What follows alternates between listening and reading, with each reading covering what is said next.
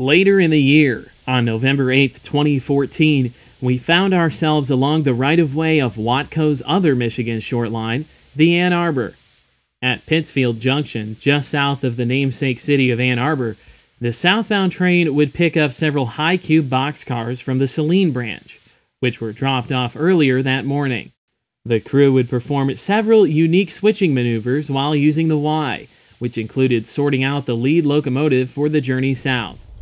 After picking up the cars, the train would continue its journey southward to Milan, Michigan. There, the high-cube boxcars would be dropped off, and later on, the Norfolk Southern local train B70 would pick up the cars and head for Detroit.